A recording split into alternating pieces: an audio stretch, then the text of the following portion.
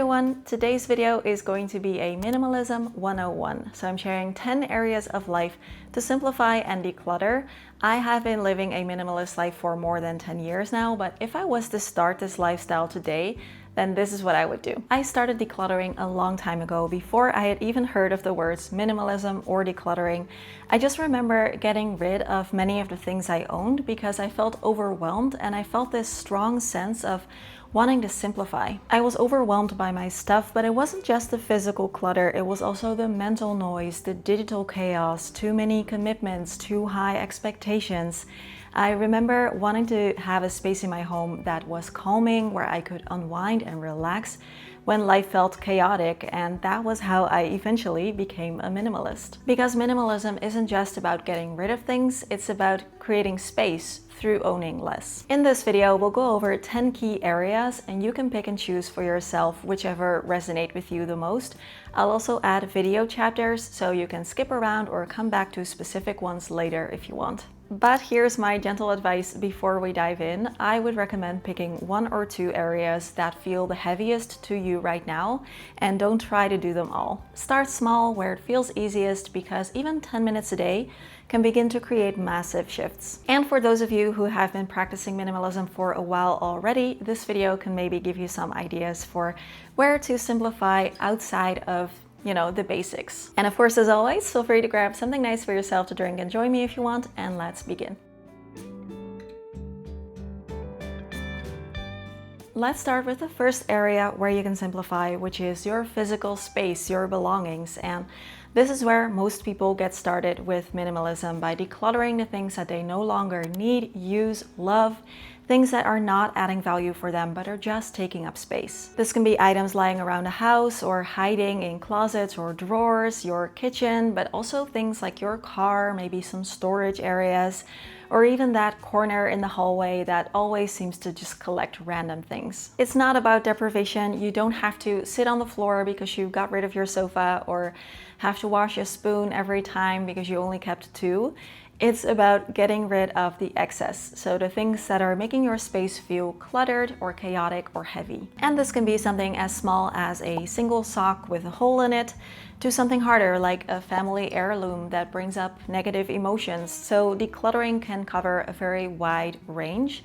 But as you practice, those decisions do get easier. And here's the thing, when it comes to decluttering, there are so many techniques out there. There's KonMari, Swedish death cleaning, the minimalism game, and probably 100 more.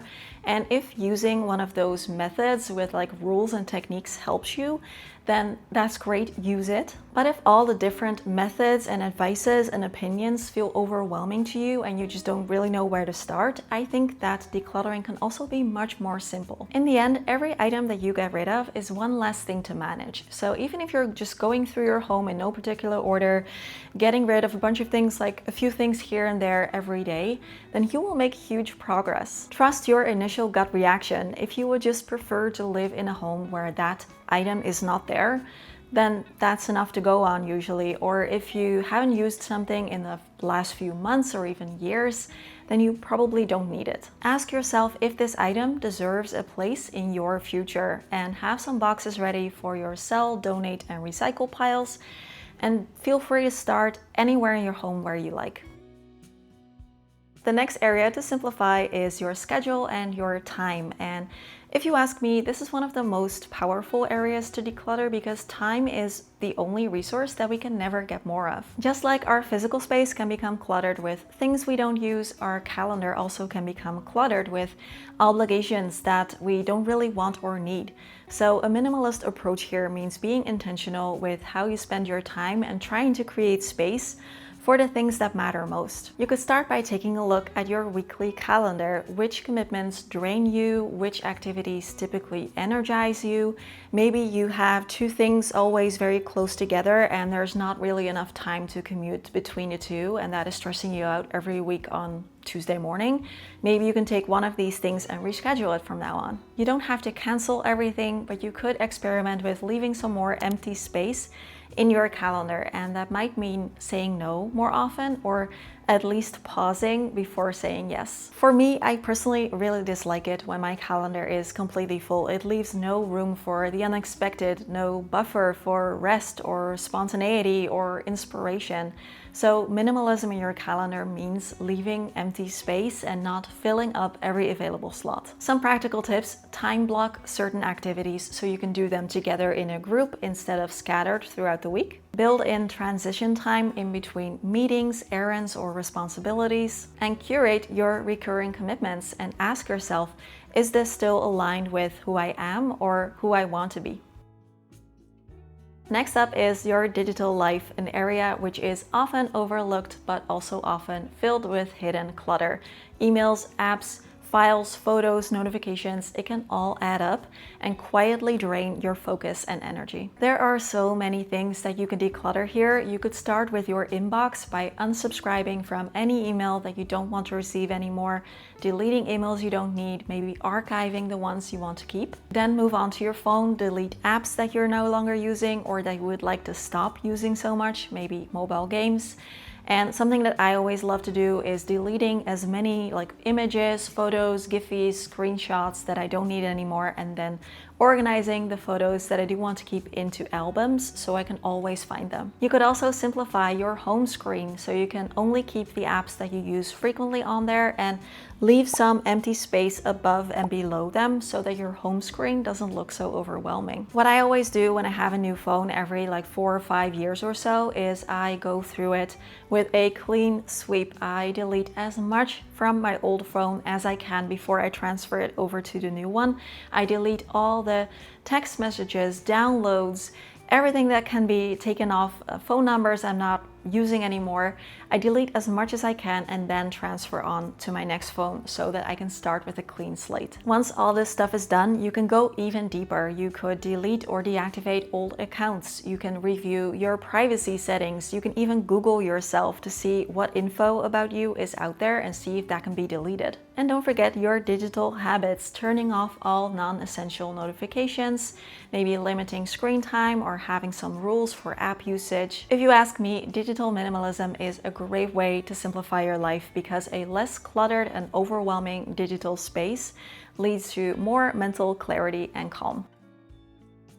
Next thing you could look at are your spending habits, because minimalism isn't just about what we get rid of, but also, or more so in my opinion, about what we let in. You can declutter all day, but if your spending habits stay the same, then the cycle can just keep repeating itself because more stuff comes in, more overwhelm, more need to declutter, and you never actually get to that place of simplicity. So you could ask yourself, are my spending habits aligned with the life that I want to live? Oftentimes we buy things out of habit, boredom, stress, excitement, or maybe we get influenced by something we see online. And minimalist spending isn't about never buying anything that you don't technically need or never allowing yourself to buy anything, but it's just about being more intentional with what we buy and when and why. Some practical tips to help reset your spending habits. The first is to start a wish list and have a rule that items need to be on there for a certain amount of time, maybe 3 days or however long you want, before you're allowed to actually buy them. You could try a no-spend week or no-spend month as a challenge to reset old habits. Unsubscribe from channels or accounts that trigger you to shop more than you would like to. You can delete shopping apps from your phone. You don't need all of that. You don't need to keep track of what's out there, because if there is something that you truly want or need in your life, it will come up for you organically without being triggered by something external. And you can create a list with questions to ask yourself before making a non-essential purchase. Questions like, is this a want or a need? Will this stand a test of time for me, or is this just temporary excitement? What is the cost per use? Can I afford this? Where will I keep it in my home? The next area to simplify is kind of an extension on the spending habits one, because if we can simplify our finances, it can bring a lot of peace and clarity. So I am not a financial expert, but I'll share some simple strategies that have helped me feel more on top of my finances. You could start by tracking your spending for a month and just see where your money is going. You don't need anything fancy, just keep a simple list on your phone, because awareness is a very powerful first step. Then see if you can cancel recurring subscriptions or memberships that you're no longer using or not finding enough value in, because all of those small monthly recurring costs can quietly drain your budget. Simplifying your banking setup could also help. So do you really need all the accounts, the different cards? Maybe you can simplify there, because the less systems that you need to manage, the less mental load you need to carry. You might also like to try automating some of your finances. You could have a automatic savings every month or automatic bill payments. And once you have that clarity and overview, so you know how much money is going in and going out every month and how much is going towards bills, saving, debt, all the things, then you can then create a very simple budget for yourself that reflects your values and that fits your current season of life. How much are you willing to spend on eating out every month? How much money do you want to set aside for fun or hobbies? Is there something specific that you would like to save for, like a trip or a bigger purchase or an emergency fund? And if it feels right, you could even consider switching to a more ethical or eco-friendly bank. We can also think about simplifying our mental space and regulating our nervous system, because in a world that is filled with noise, multitasking, information overload, our minds can feel just as cluttered as our home. If we can give ourselves a little bit more mental breathing room and do some things that support our nervous system, then we can feel calmer and less stressed on a day-to-day basis. Some simple practices that can help here are journaling, mindfulness, meditation. For me personally, it's going on an early morning walk. Nothing beats that for me. It is so nice. And these are things that are proven to be successful if we want to reduce mental overwhelm. Another truly life-changing habit is to learn to single task instead of multitasking. So maybe when you're doing laundry or when you're cooking or when you're going for a walk, doing one thing at a time with your full attention, and that can help the brain to recover and learn to focus better. Research shows that when we're constantly switching tasks, consuming content, or juggling mental tabs, our working memory becomes overwhelmed, and this can increase stress, mental fatigue, and anxiety. So what's helped for me is taking small breaks throughout the day, stepping away from screens and doing one task at a time. So my mind isn't carrying all that tension with me into the evening, causing anxiety or trouble to fall asleep. Lastly, you could look at some habits that affect your nervous system, things like sleep, caffeine, sugar, alcohol. Even small adjustments here can help to bring a little bit more peace and calm. Alright, next area where you can simplify is your wardrobe, and I gave this its own category because it's not just about the closet itself and the stuff in there, it is about how we dress, how confident and how comfortable we feel. Simplifying your wardrobe can have a big impact. It can mean less decision fatigue, a smoother start to your day, and more money in the bank if you're not shopping as much. And here again, there are popular systems out there like the famous capsule wardrobe or Project 333, or I'm sure there are others. And if they work for you, that is great. For me personally, I just don't really like rules that much. I like to go about things much more like intuitively. So what I try to do is just keep the clothing items that I actually wear and feel good in and feel comfortable in, and not hold on to things out of some other reason or just in case. This year I'm also doing a wardrobe shopping ban, so I haven't bought anything for my wardrobe this year with the exception of some sneakers for my morning walks, and I've been loving it. It's really helped me to reconnect with the items that I already own and get a lot more wear out of them. One tip here is to try a mini test to see which items you're actually wearing, so you can flip over all the hangers in your closet, and then when you've worn something, hang it back the right way, so that after a couple months you can see which hangers are still facing backwards, and those are the items that you have not worn. So if the idea of the perfect minimalist capsule wardrobe sounds a little bit scary or overwhelming for you, as it does for me, then just focus on getting rid of the things that no longer fit you, that are not in good condition anymore, or that after doing this test you just notice that you have not worn at all. Ask yourself, would I buy this again today, and do I actually feel good wearing this? And here, try to take some time to decide what you want to do with the items that are still in in good condition. Maybe you could sell them. Selling them typically is the best way to kind of guarantee that they will be used by someone else. Or of course you could donate them to a thrift store. I always like to see if I can donate them to a charity like Dress for Success. But yeah, secondhand shop, thrift store is good too, if they are still in good condition. And this is me sharing just from a little mistake of my own, is that if you have some clothing items that you do still really like, but are not in your current size, then you can definitely declutter them if that helps you with, self-love, self-acceptance, all that good stuff. That is what I did when half my wardrobe became too small for me. I just donated all of it. But you could also choose to store some of them away, the ones that you do still really like, because weight fluctuations can happen, and it could very well be that someday in the future you are able to wear these items again. And if you can store them somewhere in your home where they're like not in the way, then that is another good option. All right, let's talk about social media and content consumption, which I know is ironic because I'm also a content creator on YouTube, but I'm also a viewer on YouTube. So I do like to be mindful and intentional about which creators I'm following and spending my time on. And it's not just about the time that we spend on our phone, it's also about all the mental space that all that content and all that scrolling can take up. It can lead to things like algorithm fatigue or comparison or depression, or not being able to focus for a long period of time. Something that I am currently working on again is decreasing the amount of YouTube that I have playing in the background while I'm doing chores. So I like to have that sometimes, especially when I'm home by myself. I like to have some interesting YouTube video on in the background while I do things, but I also really try to have moments in my day when I'm not, when all I hear is silence, because that really is so helpful. You could do a digital detox or unfollow accounts that make you feel triggered to shop more maybe than you would like to, or that make you feel less than, or that make you feel anxious. You could even do a full social media break for a week or a month if you want. So if you would like to consume content with a little bit more intention, you could ask yourself, is this helping me or is this just distracting me? Do I need this information right now, or do I need more silence? And is this making me feel happy and inspired, or nervous and anxious?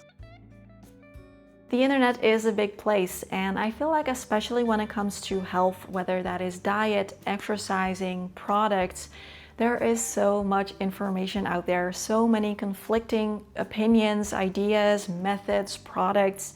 It's overwhelming. So I'm not a healthcare professional, of course, but here again, I personally think that simplicity is key. Just doing small things that are easy for you to keep up 80% of the time without following all of these complicated routines or complicated rules or expensive products. For example, your exercise routine. Are you getting enough movement on a daily basis? So sometimes maybe we're not getting enough movement and we kind of feel disconnected from our body, and we could really benefit from stepping that up a bit.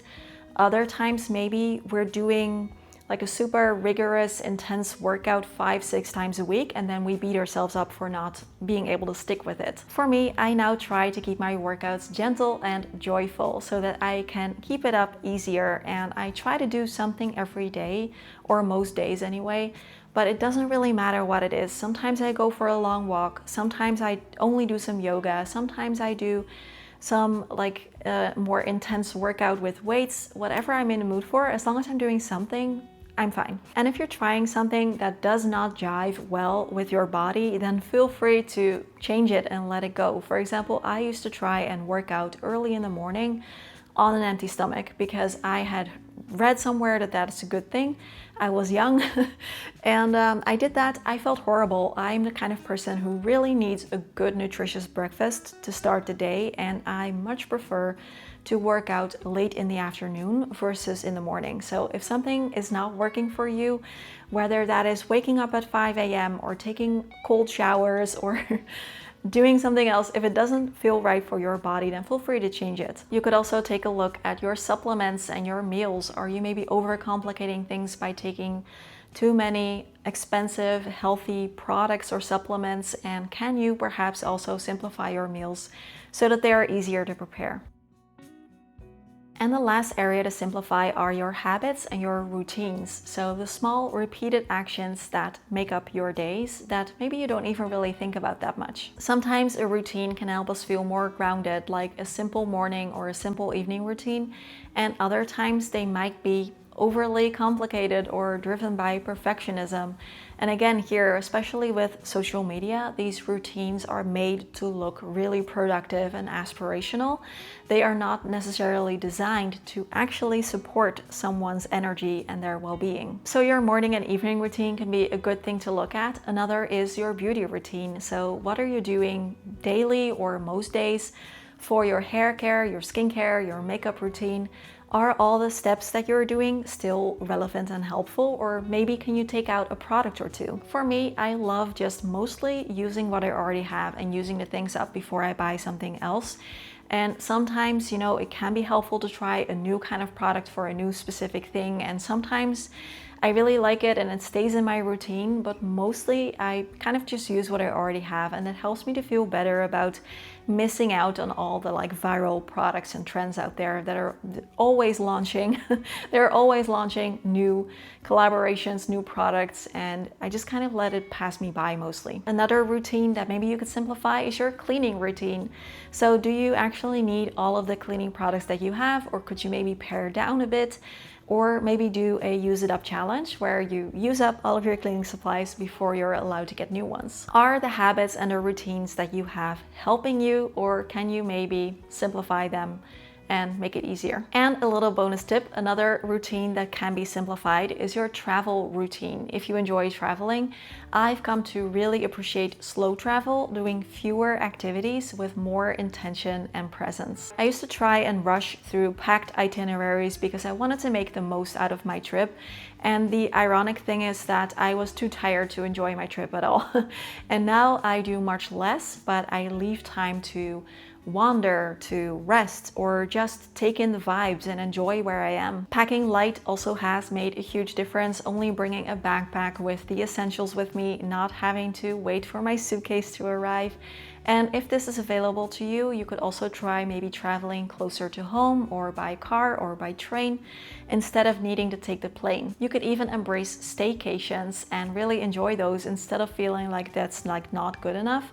So I love my staycations. There's something so peaceful about just enjoying being in your own space without feeling the need to be anywhere else, and having time to rest, maybe do some outings nearby, explore places that you've been wanting to visit for a while, or just slow down in a way that feels like a true reset.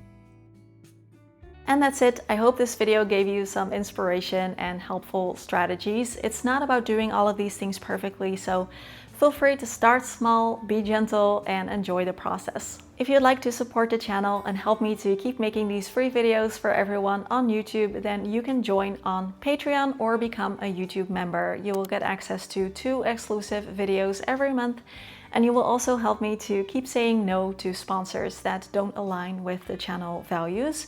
So it is the same content on both platforms. You can choose whichever works for you. I will leave the links in the description box below. And thank you so much to everyone who's already a supporter of the channel. Also, thank you so much for watching this video all the way until the end. I'm sure it was long, so thank you, I really appreciate it. And I would love to know from you which area of life that you are currently focusing on or want to focus on, because I would love to read your stories. As always, questions, comments, conversations down below. Have a wonderful, wonderful day, and I will see you all again really soon. Bye-bye. I actually just got back from taking a 1-week break, which was also a staycation, and it was really lovely. I celebrated my 37th birthday, which was a lot of fun, and I also saw some friends and family. I did some cleaning, decluttering, reading, playing video games, going on 1 or 2 outings nearby. So yeah, it was a lot of fun.